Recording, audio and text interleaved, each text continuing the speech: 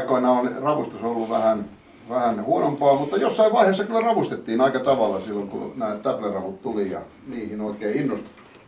Mutta kaukaa lähdetään tietenkin, niin kuin kuuluu tämmöisissä tapauksissa, lähdetään ensin miettimään semmoista asiaa, kun meillä on hyvä dokumentti Väinö Edvard Leino, joka syntyi täällä Sajaniemen kylän Järventaustan kulmakunnalla toukokuussa 1905 ja jonka suoraan alenevassa polvessa olevia jälkeläisiäkin näkyy olevan paikalla, niin hän muistelee tämä Väinö kirjassaan isältään kuulemaansa, että tuossa Kotijärvessä oli aikanaan rapuja. Ennen aikaan, kun kulki niitä venäläisiä kaupustelijoita, ne kyselivät, onko järvessä rapuja. Isä sanoi, että muutamia on mennyt kalan pyydyksiin. Kuultuaan tämän, kaupustelijat toivat sellaisia lankavertoja, joista sai rungon kasaan. Pyysivät päästä kokeilemaan ja saivatkin rapuja. Isäni kertoman mukaan he veivät ravut Helsinkiin heikäläisille herroille. Isäni otti opiksi pyydysten mallin ja teki samanlaisia. Hyviä ne olikin niitä saksiniekkoja pyytämään. Tuli sitten kuulemani mukaan se ensimmäinen rapurutto, joka lopetti ravustuksen. Juuri noin alkoi kaupallisen ravustuksen ensimmäinen kulta-aika Loppijärvellä ja noin se myöskin päättyi. Rapu, aikaisemmin yleisemmin krapu, tunnetaan Lopella myös reksanana, siis reksana, jota mä en ole missään muussa murteessa niin kuin tavannut, reksana. Ja saksiniekkana, tämäkin tieto on Väinö Leinolta, tämä reksana. Krapu tai rapunimet voivat olla suomen kieleen tulleet joko Ruotsista, jossa se on krabba, tai Venäjästä raak tai krab, siis vanhasta Ruotsista, tämä krabba. Ravustus on saanut alkunsa aivan varmasti Loppijärven rannoilla jo Ruotsin vallan aikaan, sillä Sakari Vuorenrinteen 1983 ilmestyneessä Ihmisiä ja elämää entisajan Sajaniemessä on käännös geometrisen kartan selitysosastosta vuodelta 1693, jossa todetaan muun muassa: ravustusta harrastetaan jonkun verran Nummistenjoen Myllyn seutuvilla. Mihin mahtoi joutua silloinen rapusaalis? Ehkä lähiseudun herraskartanoihin. Aatelin tavat olivat Ruotsin valtakunnassa yhteneväiset ja he siirtoistuttivat rapuja sinne, mihin muuttivatkin. 1600-luvun suurvalta-aikaan ympäri Itämeren. Olipa Suomessa pappissukukin, jonka jäsenet useiden sukupolvien ajan pitivät tapanaan viedä rapuja mukanaan niiden paikakuntien järviin, mihin virkapaikka aukeni. Tällainen ruotsalainen herra kuin Erik Gustav Ernström kirjoitti matkapäiväkirjassaan Hämeen sydänmailla vuodelta 1811 seuraavasti: olen nähnyt myös ravun pyyntiä. Hämeen järviin on istutettu rapuja ja ne viihtyvät sangen hyvin. Tämänkin todistuksen mukaan rapua on ihmisen toimesta jo varhain istutuksiin levitetty. Mehän ei tiedetä, ja onko olemassa edes sellaista tietoa, että mikä olisi ollut se ravun luontainen levinneisyysalue. Ihminen on niin kauan puuttunut siihen kuitenkin, siihen leviämiseen. No sitten Julius Aks, Lopen poika. Sittemmin Ailiona tunnettu kansantieteilijä kertoo loppilaisista ravustuskonsteista kirjasessaan Kalastuksesta Lopen pitäjässä vuodelta 1890. Ravustuksessa käytettävistä välineistä hän mainitsee krapuhaavit, joita olivat varsihaavi ja pohjahaavi. Pohjahaaveja on joko yksivanteisia tai kehittyneempiä kaksivanteisia, jotka jo muodostavat päältä avoimen pystypussin.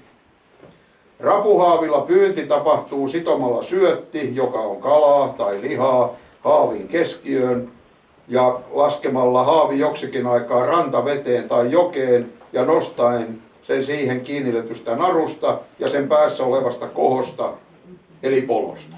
Eli Jaksi puhuu haavista, pohjahaavista. Mehän puhutaan mieluumminkin liipistä.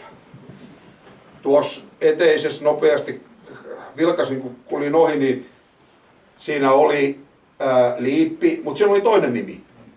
En muista enää mikä se oli, mutta liippi on niinku mulle tutumpi. Muita pyyntikonsteja on nirha, eli rapuköppi, joka tehdään ohuesta suorasta kepistä. Kepin alapäähän noin 0,5 metrin päähän sen terotetusta kärjestä sidotaan lyhyellä alle 0,5 metrin pituisella nuoralla syötti ja työnnetään keppi rannalta vinosti pohjaan, jolloin syötti tulee rapujen ulottuville. Kun valkealla eli soitolla on katsottu, että syötin kimpussa on rapuja, nostetaan keppiä varovasti ja varsihaavi työnnetään syönnöksellä olevien rapujen alle. Valkeen avulla voitiin ravustaa myös kahlaamalla rantavettä ja poimimalla näkyvissä olevat ravut käsin, konttiin tai kahaan. Kaikki nämä konstit on edelleenkin käytössä. Ikivanhoja ja hyvin toimii tänäkin päivänä. Tämä valkea eli soitto, niin sehän oli kai tervas kimppu, joka sytytettiin tuleen, josta lähti niin kuin aika kirkas valo. Tai sitten se oli jotain tappuraa, joka oli kastettu sitten jo johonkin ehkä myöhemmin johonkin paloöljyyn tai muuhun. Mutta toimi ihan hyvin tässä niin kuin toimi kalastuksessakin. No sitten tullaan jo Kallenautioon ja lopehistoriaan. Ja Kallenautio on sitä mieltä, ihan suoraa lainausta, että ravustuksen harjoittaminen ei paikkakunnalla 1900-luvun alussa sen paremmin kuin myöhemminkään ollut mitenkään laajaa. Aikuisista vain ani harvat ravustivat, lähinnä se oli pojan kloppien puuhaa.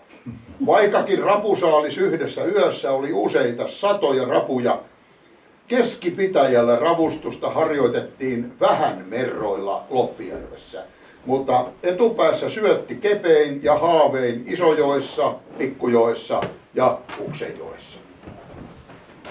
Eli kun tultiin 1900-luvulle, niin jotenkin tuntui, että ei sen Lopella vielä niin kuin, se ravustus ei ollut mitenkään levinnyt tällaiseksi isoksi asiaksi, vaan pikemminkin pidettiin sitä vähän pojankloppien puuhana. Niin, no, ehkä se näin olikin, mutta uusi aika oli juuri tulossa. Ja se tulee näin, että... Oliko ihan jos kysyn, niin mitä ne pojanklopit teki niillä ravuilla, jos niitä noinkin paljon saatiin siihen aikaan? Joo, se on hyvä kysymys. Mitä ne teki? Että menikö ne edelleenkin näiden säätyläisten kulutukseen? Niin. Todennäköisesti paikallisten säätyläisten kulutuksen, koska hehän oli oppineet, he olivat monasti Ruotsista tai saksalaisalkuperä, niin he olivat oppineet ravunsyöntiin ja he käyttivät sitä. Ja sitten, siitähän on todisteitakin, nimittäin säätyläisten ja kesäisin maalaistaloissa lomailevan sivistyneistön keskuudessa ravustusta ja ravunsyöntiä toki harrastettiin, kuten kruunien kulttuuriperheen tytär Aino Kallas kertoo kirjassaan Kanssavaeltajia ja ohikulkijoita, muistoja ja muotokuvia.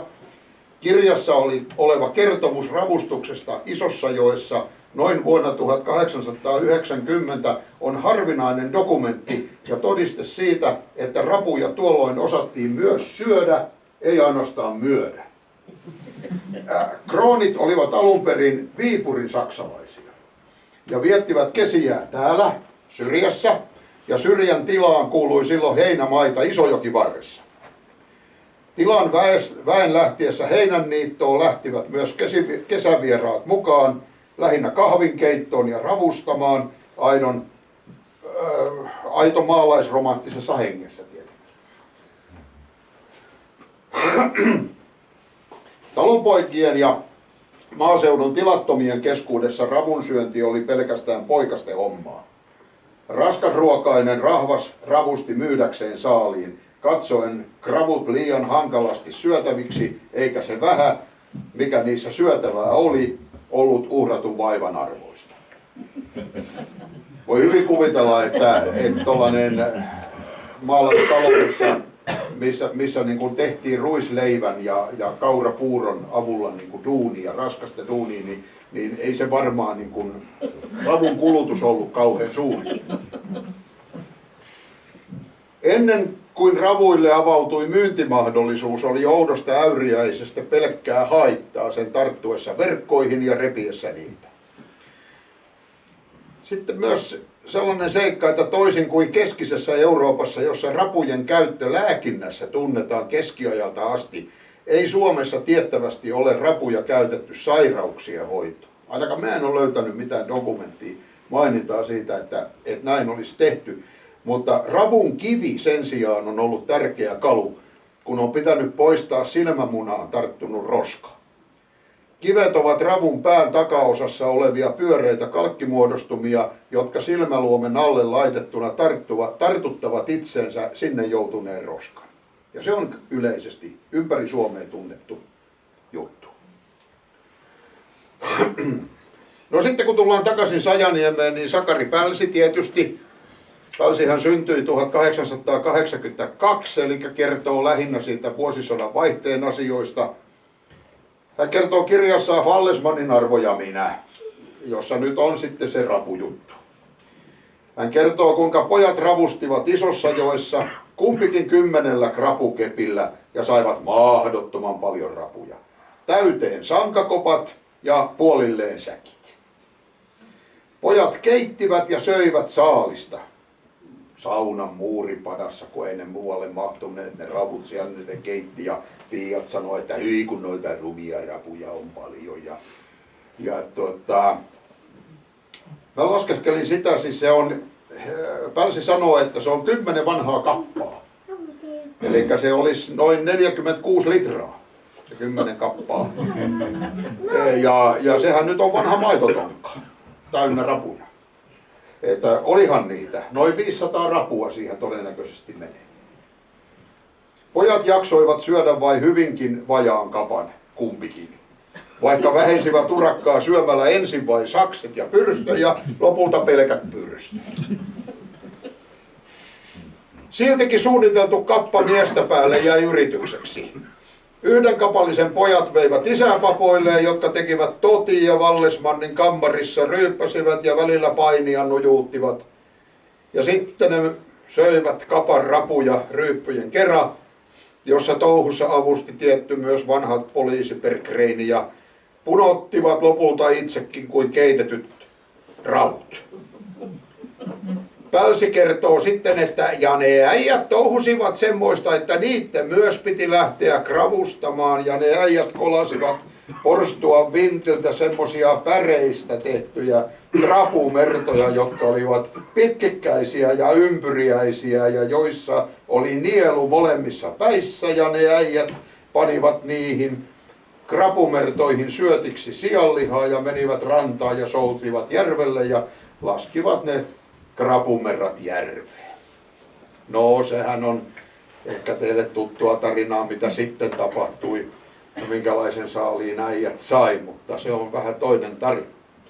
Nämä merrat, mistä nyt ensimmäisen kerran Pälsi tässä todistaa, niin ne oli aluksi usein pajun vittoista tai tuohesta värkättyjä lieriöitä, myöhemmin myös päreistä rakenneltuja kehikoita, joiden kumpaankin päähän oli yleensä rautalankaverkosta, pienisilmäisestä verkkohapaasta tai kankaasta viritetty sellainen sisäänpäin aukeava nielu.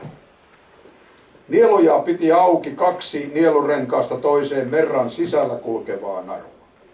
Merrassa oli suljettava aukko sen päällipuolella. Aukosta pantiin sinne mertaan kiviä, jotta se saatiin painumaan pohjaan.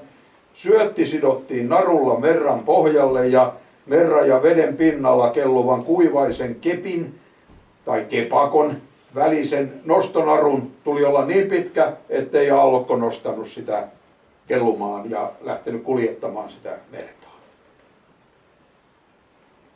Ihan sama idea kuin tämän päivän merossa. Ei mitään. Taas meni 100 vuotta. Ei mitään. Myöhemmin mertoja alettiin valmistamaan pienisilmäisestä rautalankaverkosta, ja lopulta muovista, mutta myös vanha havasmerta, jopa se Väinöleinon perimätietonaan venäläisten kauppiaiden pyydyksistä muistama kokoon taitettava malli on edelleen käytössä. Syöttinä kai on eniten käytetty kalaa. Eritoten särki ja särjen sukuiset ovat olleet suosittuja. Jos niitä ei ole saatavissa ollut, on kelvannut kaikki kala. Kerrotaan, että suolasilakkakin kelvasi.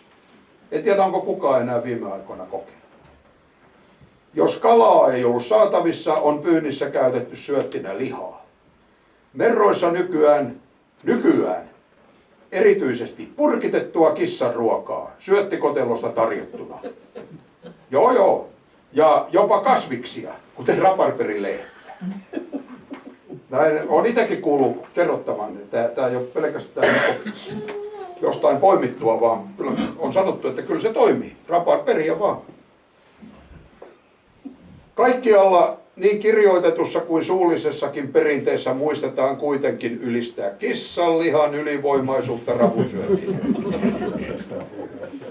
Kerrotaanpa Lopella totena tarinaa, että juuri nyljetty verinen kissan nahka kelpaa sellaisenaan rapupyydykseksi.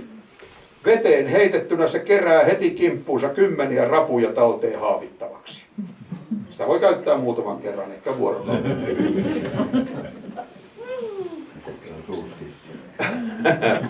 Suuri rapuaika. Se alkoi Lopellakin, tai se ulottui Lopellekin Pietarin radan valmistuttua, mutta suoranaisia mainintoja viennistä Pietariin ei loppilaisten, toisin kuin naapurikunnan Hausjärven osalta dokumenteista löydy. Jostain syystä. Kun pietarilaiset innostuivat rapukestien viettoon, laajeni hankinta-alue nopeasti ja saavutti 1870-luvulla Kanta-Hämeenkin. Ensimmäiset yhteydenotot rapujen hankkimiseksi Suomesta tulivat Pietarista jo 1840-luvulla. Kuitenkin